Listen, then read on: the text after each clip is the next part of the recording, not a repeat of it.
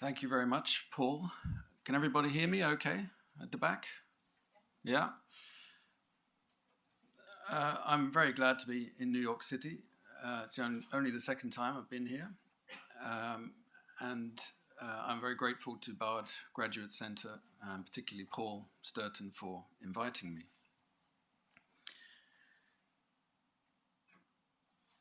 Jan Tschichold has remained a figure of interest in the history of typography because he seems to have had at least two personas, each with views that apparently contradicted the other.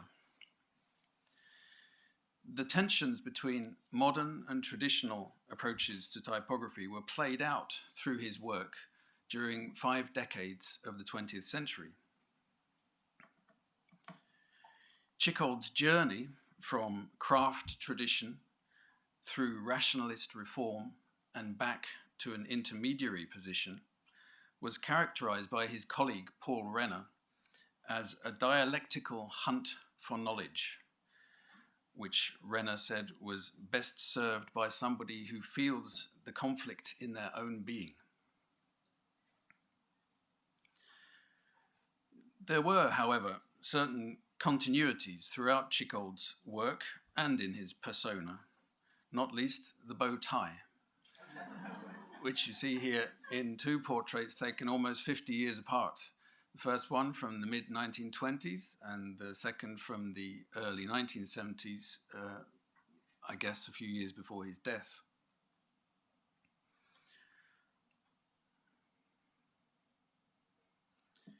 Tschichold always presented his opinions in an apodictic way, unequivocally, although he sometimes changed these opinions fundamentally. He was perhaps more dogmatic in his later years. But even in his modernist heyday, he was very sure of himself. If you look at this invitation card to a lecture of 1927 about the new typography, it says in the last phrase in the blurb there in the middle, the lecture will be accompanied by over 100 mostly coloured slides. A discussion will not take place. But then underneath, in bolder type, it says free entry. So you didn't have to pay not to be able to discuss.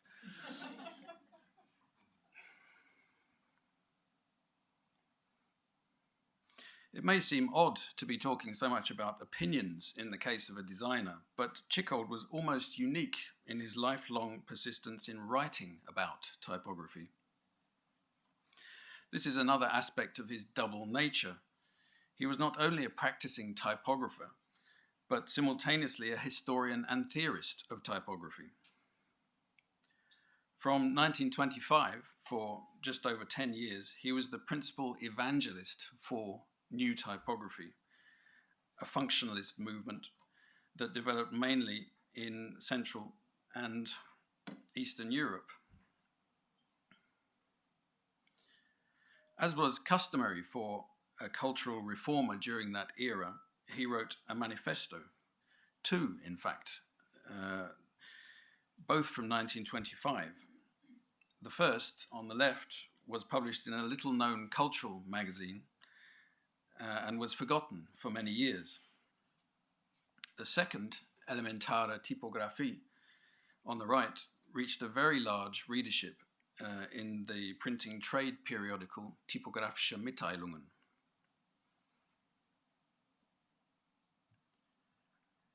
And Tschichold further encapsulated the spirit of the movement in his book of 1928, Die neue Typographie, the new typography.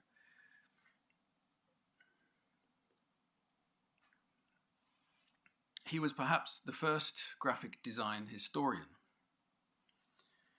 From the beginning of his career, he collected material from his contemporaries and he started writing the history of new typography as it was happening. His version of the development of modernist typography has become orthodox to some extent. the importance he placed on the influence of the futurists and the constructivists, for example, has been repeated by many subsequent historians.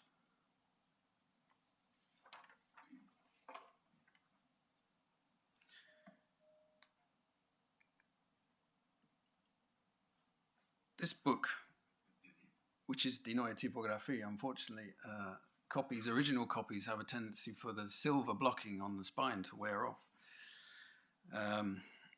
This book attained a mythical status during the 20th century, also in Anglo-Saxon culture, despite the fact that it was not published in English until almost 70 years later.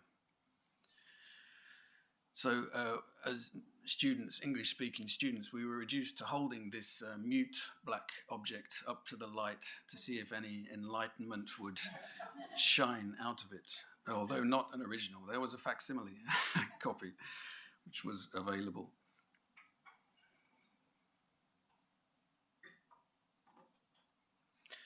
But the minimalist, austere style of this book was quite a change from Tschichold's early work and the tradition in which he was educated at the Academy for the Graphic Arts in his hometown of Leipzig.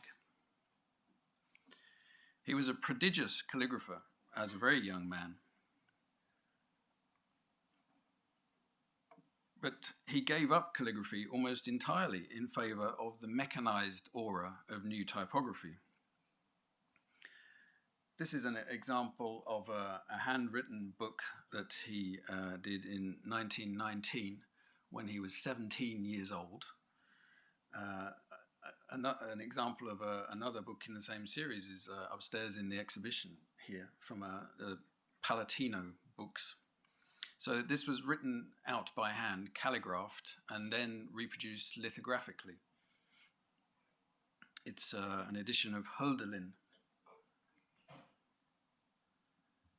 So designed and written by Jan Tschichold, 1919. But he renounced this handcrafted style for ideological purposes. Yet, in practice, in order to earn money, he carried on for a while, at least. This is a book jacket design he made in 1925 for the Insel Verlag.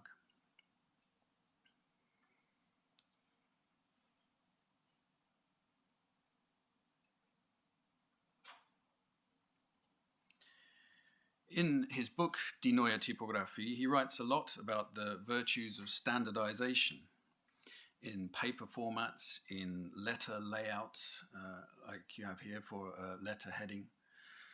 And these were the DIN norms, the German industry standards, which were quite new then. And so these dealt with the whole standardization of paper, series of paper formats like the A and B series, which are now standard in Europe, but never caught on in the USA. Just like metrication never caught on in the USA.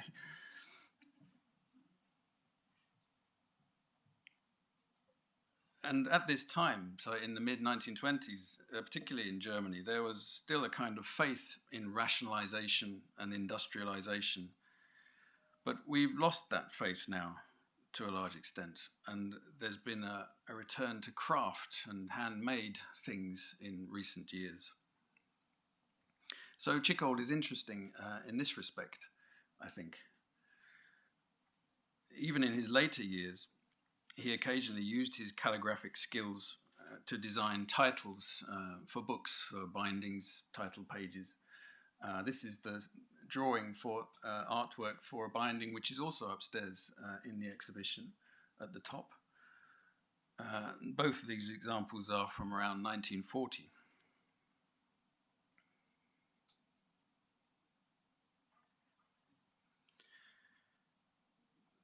The catalyst for his conversion from a traditional to a modernist approach was the 1923 exhibition at the Bauhaus in Weimar, not far from where he grew up and studied in Leipzig. He was 21 years old when he visited it, and he described later how he came home aufgewühlt was the German word, which means agitated or in turmoil. And looking back on his career from the age of 70, oh, sorry, I should have mentioned this. Just going back to the how he used calligraphy in his later years. This is an example from the work he did at Penguin Books in the late 40s with handwritten sans serif letters. And it is reported by an assistant who worked with him that he wrote the title simply by dipping his finger in ink and then drawing the letters. So then he made a kind of Comic Sans avant la lettre.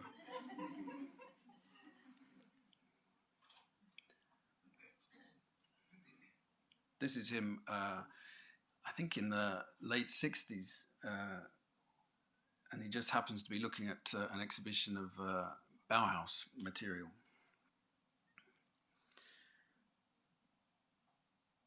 And so looking back on his career from the age of 70, he described his young self as unsettled or irresolute, perhaps as an attempt to explain why the Bauhaus exhibition made such a strong impression on him. But he was not so impressionable, really.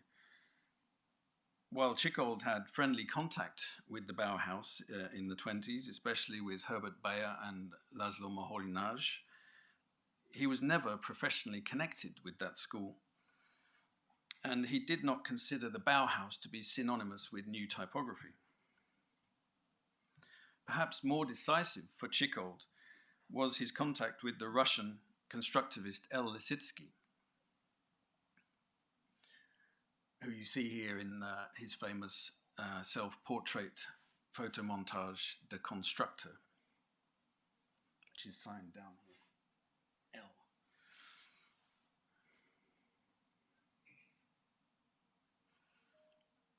The young Johannes Tschichold, as he was born, you can see there's a pile of 10 consonants here with 2 vowels. Tschichold, 2 H's, one after the other, was so impressed and so inspired by Lissitzky's work that he briefly renamed himself Ivan. Do you see here in this unproduced design for a letterhead from around 1924, I think.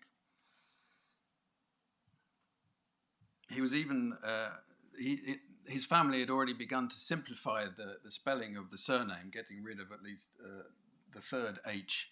But Tschichold was toying with deleting even more letters, as you can see.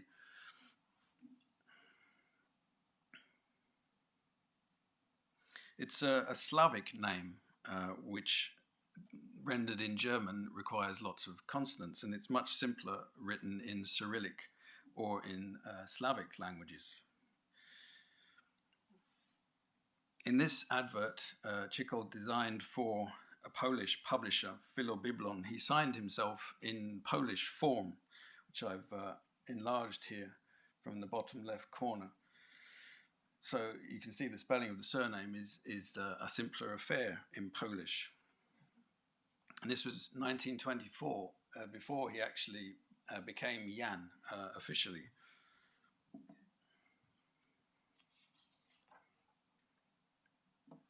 His self-Russianization as Ivan did not please many of his more traditional German contemporaries, as it was accompanied by a certain allegiance to Soviet-inspired socialism. While he was never a member of the Communist Party, as far as I know, he was accused of being a Bolshevist and of spreading Soviet propaganda in the many lectures he gave in German cities in the mid-1920s. And around that time, he was proposed for a job at the Munich printing trade schools by its director, Paul Renner. Munich was quite a conservative place at that time, with recent memories of a thwarted Soviet revolution after the First World War, and Renner told Tschichold that he could not present the powers that be in Munich with someone called Ivan, a German called Ivan. And it was this discussion that led Tschichold to reinvent his first name one more time, settling on the Czech and Polish form, Jan, and he remained so for the rest of his life.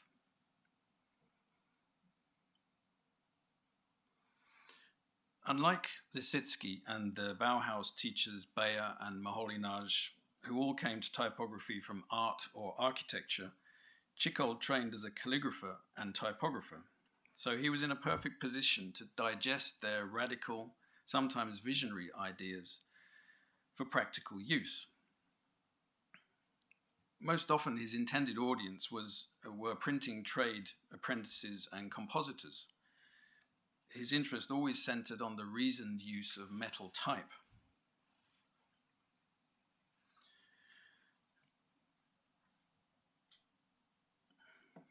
Although in his book Die neue Typography he recognized that new typography had arisen partly due to new kinds of printing and advertising to a large extent, Tschichold himself didn't do much advertising work, particularly not in the vein of some examples you see upstairs from his collection of advertising for shiny metal industrial objects. I don't think he was really interested in doing that kind of work. He was always more of a book designer, I think. And he remarked already in his book that book design would not be revolutionized by new typography. The principal work in advertising he did was perhaps this terrific series of film posters for a particular cinema in Munich, the Phoebus-Palast. And again, you'll see more and different examples of these posters in the exhibition.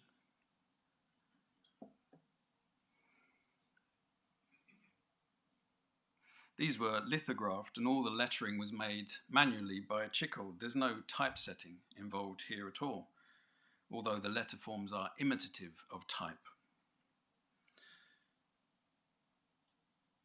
So breaking the rectilinear confines of letterpress typography was enabled by avoiding type altogether, as was indeed traditional in poster design for lithography, that they were all drawn by hand.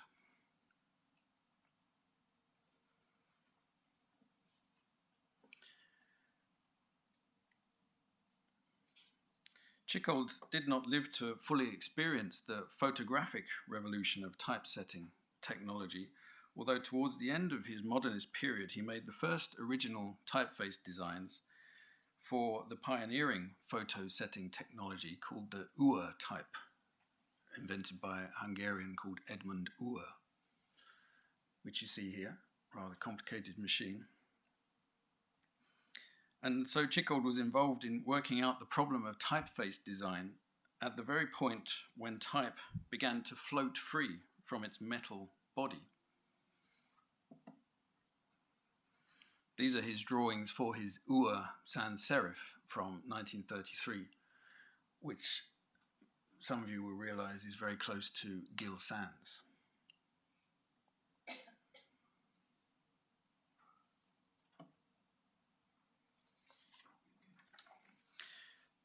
This kind of work at the intersection of craft and industrial production is in some ways emblematic of Tschichold's career and reflects another duality in his character. He attempted to balance visual creativity and beauty with rational order. His earliest writings on new typography are functionalist in trying to relate form to purpose, but there was always an educated feeling for the potential beauty in typography that stopped him from going too far.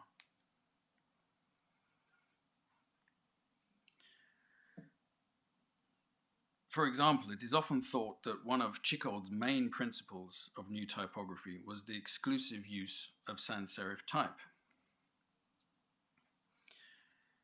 In fact, his recommendation of it in Die neue Typography, which you see here, as the only type style in spiritual accordance with our time, was qualified and rather hesitant. his book was entirely typeset in sans serif. And in the text, he said that the new Futura typeface, which had just been released, was a step in the right direction. But it's likely that the printer of the book didn't have Futura. Instead, it was composed in a typeface called Aurora, which was a grotesque type of the common 19th century style. Such typefaces were the most common in early new typography, and they gave this impersonal aura of engineering, or Sachlichkeit in German, which was required by new typography. Yet Tschichold was unwilling to admit that their visual qualities were fully acceptable. He claimed to have used such a grotesque type for composing the text of Die Neue Typography in order to demonstrate how legible it could be, but simultaneously offered a veiled apology for the typeface itself, explaining that his particular choice was limited by what the printer had available. Indeed, as he pointed out, it was not usual in the 1920s for printers to hold enough quantity of this kind of grotesque type to compose a whole book. It was an advertising typeface, so they only had small amounts of it. And mechanical typesetting had not yet become that common in Germany, so the book was entirely typeset by hand. And after a few years, Tschichold backtracked and admitted that using sans serif for everything would be simply too boring. But even that brief, extreme view still excites some people today. This quotation from a letter he wrote to Joseph Albers, which I translated in my book about Tschichold, was recently taken by a publisher in Chicago and made into this poster, which he told me caused quite a fuss among type freaks, as he called them, at a book fair where he displayed it.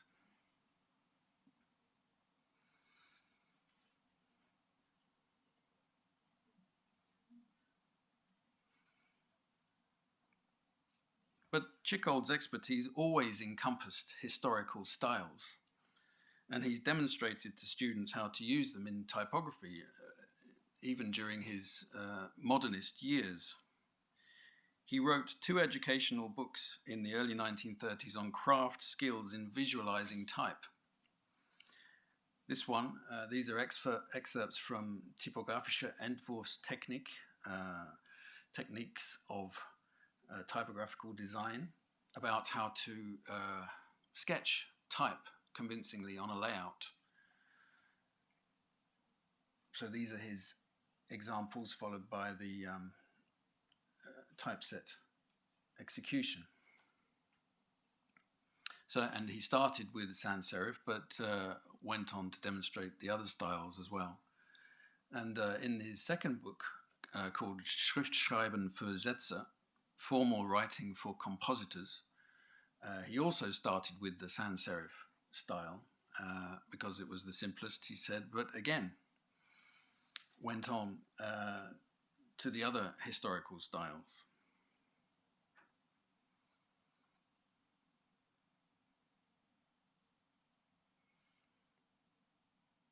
But then, about 10 years later, when he revised these 2 books and combined them into a smaller book published in Switzerland, he actually wrote into the examples that he presented the message that had changed to some extent. So in the sans serif example, he actually writes, nicht die Urform. This is not the essential form of our script. He doesn't write it in the text, but he writes it into the actual example. And also in the example of Antiqua, Roman, he says, this is the essential image of our printing type. This is from 1942.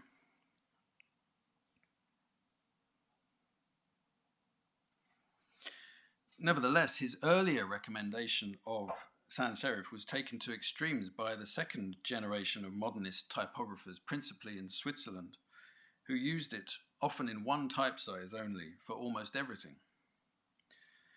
Tschichold thought this was foolish. He already began to reject the grotesque style of sans serif in the early 1930s. And by the 1950s, he was quite opposed to its use for any kind of lengthy text. This is from an essay he wrote in 1957 in response to the developing style of Swiss typography, which was mainly based on use of sans serif for text. And he begins by saying, so the grotesque carries its historical name with absolute justification.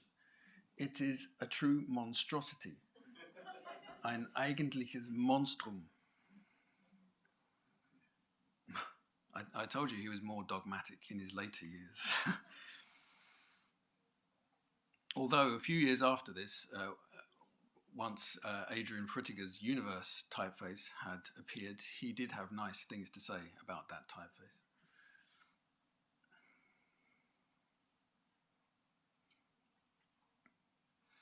Indeed, Tschichold's favourite typeface was always the 16th century Roman type of Claude Garamond, and this can be traced throughout his whole career, even from the modernist writings.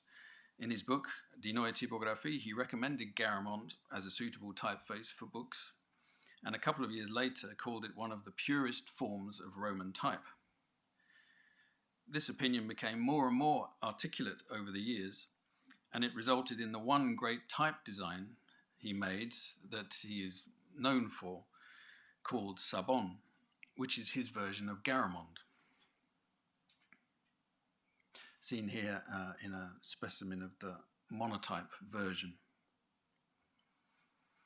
And around the time that Sabon was published in the mid-60s, he called Garamond the definitive and unsurpassable form of Roman type.